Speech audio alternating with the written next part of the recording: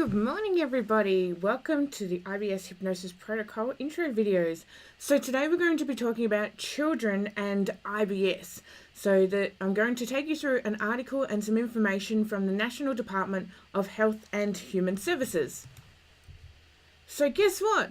Children and IBS, it's a real thing. It really is. We've got studies on it, we've got information on it, and many parents do not pick up on this as they're usually just making the assumption like, oh, it's just something you ate, or maybe it's just a small bout of gastro, or I just have an anxious child. But IBS in children is a real thing, and it's a big thing that is growing. So, just let me tell you a little bit about ourselves before I get started. So, October 2017 is when we first decided to launch. We have run 5 events across Australia and we have trained over 150 people in the IBS hypnosis protocol. We've also been approached by the AHA to be recognised with the course for 10 CPD points at our live events. Oh my gosh, I was so excited when that day came, when the lady approached me. She's like, Trish, we have to have this course on our records. And I was like, okay, no worries. So we have also released the IBS Hypnosis Protocol online so we can reach people outside of Australia as well. And we're expanding to bring the protocol to New Zealand in November this year. So this year we will be presenting in Melbourne, and Melbourne's only a few weeks away. So please, if you want a ticket to that event, jump on it now. If you need a payment plan, please get onto that now so we can sort it out for you. We'll be in Adelaide, Sydney, Perth, Brisbane, and then in New Zealand at the end of the year. So let's go through what we do know about children and IBS, and I'm going to take you through an article from the Department of Health and Human Services. So here we are. This is the National Institute of Diabetes and Digestive and Kidney Diseases. So I'll just zoom that in for you so you can read it along with me.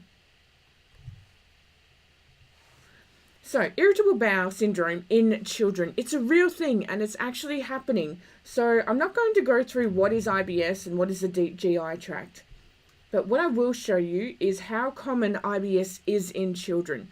So we do have very limited information when it comes to the number of children in IBS, with IBS. However, there are older studies that have showed that abdominal pain in children is 10 to 20%. However, that did not show that it was from IBS. It showed that it was from abdominal pain, indigestion, and abdominal migraine. So it wasn't projected just at IBS. However, one study of children in North America found that 14% of high school students and 6% of middle school students have IBS.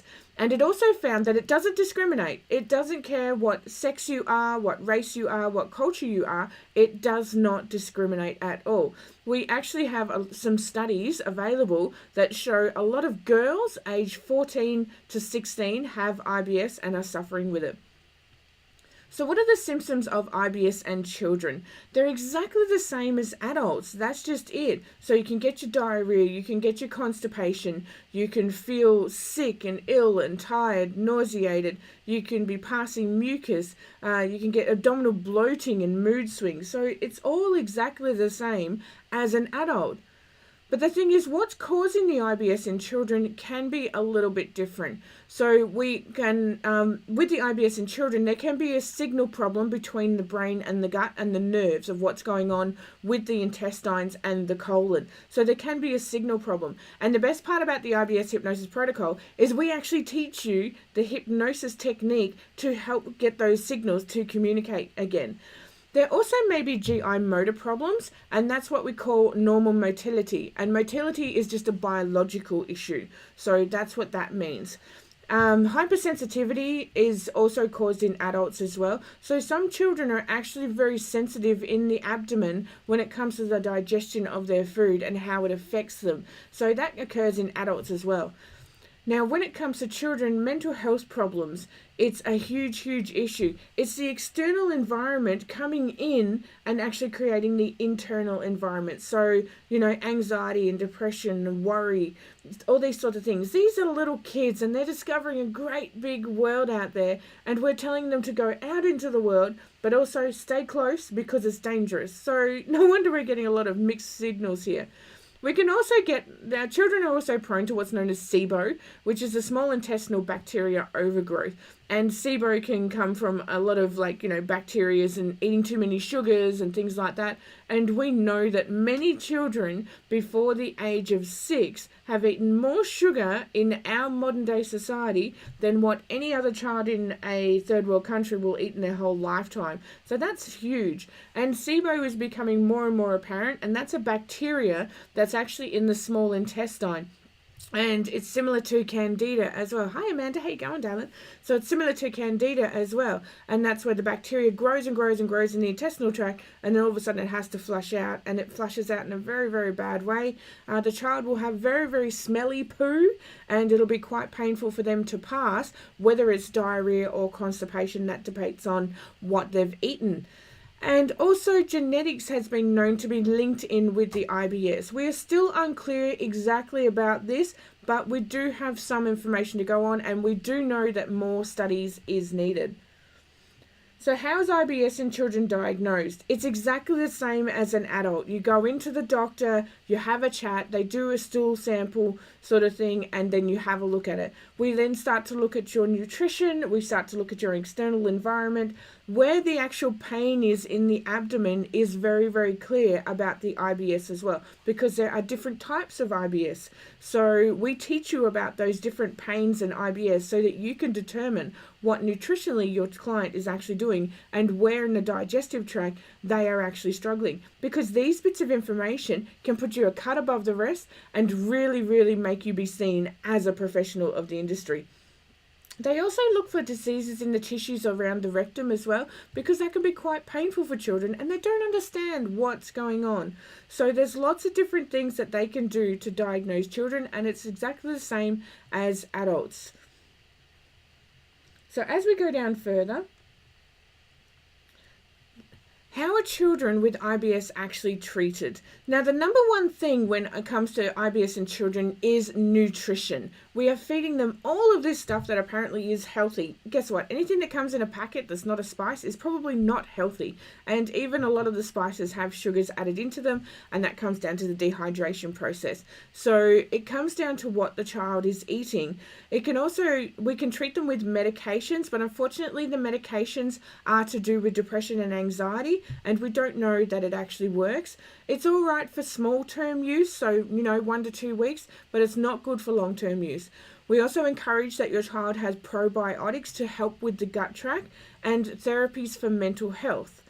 So when it comes to their eating and the nutrition, we highly recommend that you're going back to all natural stuff.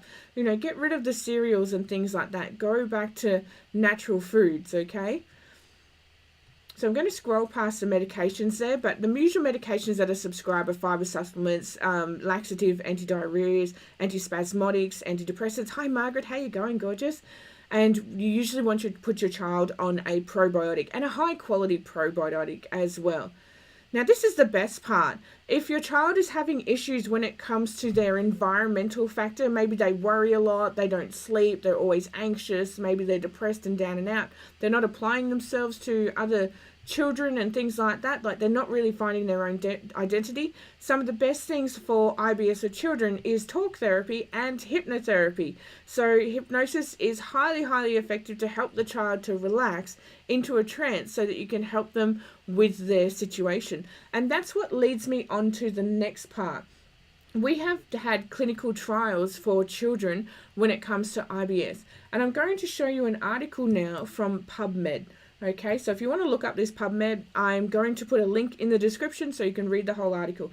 Now, I'm not going to read you through this jargon, okay, because it can be overwhelming. So I'm going to take you through some slides where I have deciphered it for you, and then I'll post the link in the comments so that way you can go and read the article yourself. So I'm going to break down that study for you in a very, very simple way, okay? So the title of the study is Home-Based Hypnotherapy Self-Exercises versus Individual Hypnotherapy with a Therapist for Treatment of Pediatric Irritable Bowel Syndrome, Functional Abdominal Pain, or Functional Abdominal Pain Syndrome, and it is a randomized clinical trial.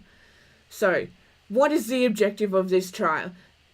The objective is to compare the effectiveness of hypnotherapy by home-based exercises using a CD as to going in and seeing an individual hypnotherapist. So in other words, we use CDs and exercises at home compared to the session with the hypnotherapist. That's what this study is based on.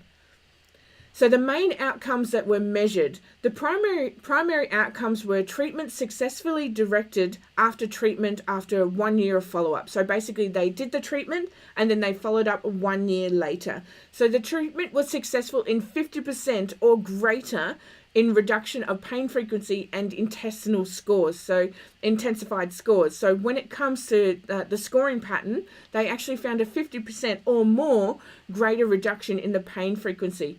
And a non-inferiority limit is set at 50% treatment of success with the CDs. So basically when it came to the CDs and after a 1 year follow-up, 50% of those people were successful, like those children were successful, and then it had a 25% increase after that. So basically what that says is that the individual hypnotherapy was more successful.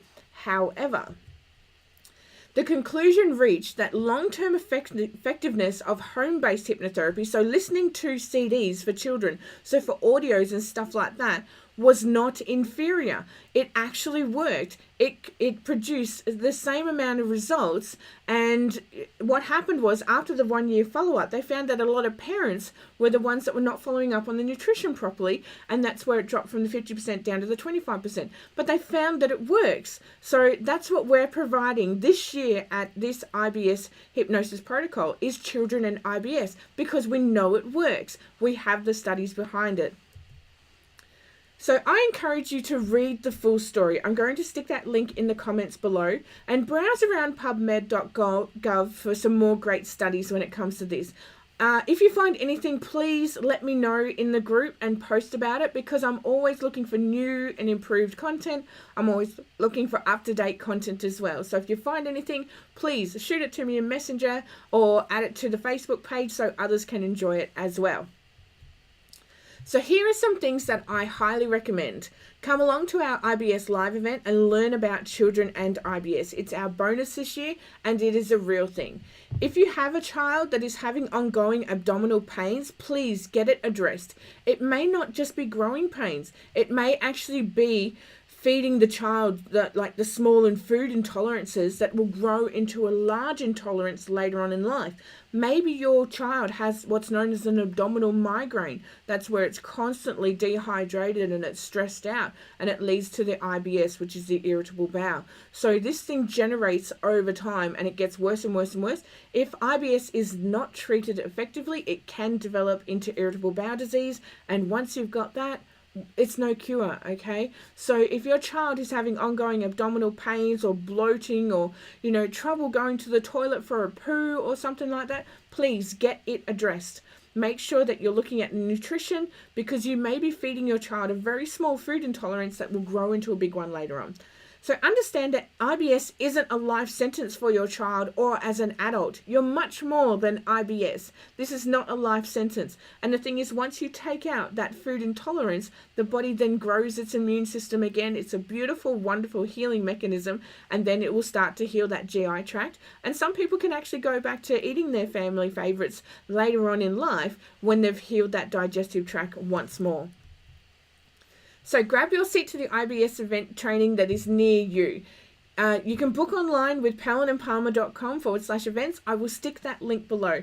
Now, if you're watching this on YouTube, please give me a thumbs up, okay? Give me a thumbs up. Let me know we're doing the right thing. And if you really, really like it, then tap on that subscribe button so that you can get notifications when we're here. So join me next Thursday at 8 o'clock in the morning. I'm going to be talking about Dr. Simone Peters' findings about IBS, FODMAPs, and how hypnotherapy combined can create long-term results. And Simone Peters actually turned around and changed the industry by integrating hypnotherapists into the medical scene of gut management. So otherwise from that, have an awesome day, everybody. And if you really like the video, give me a thumbs up. All right, bye-bye. Mwah.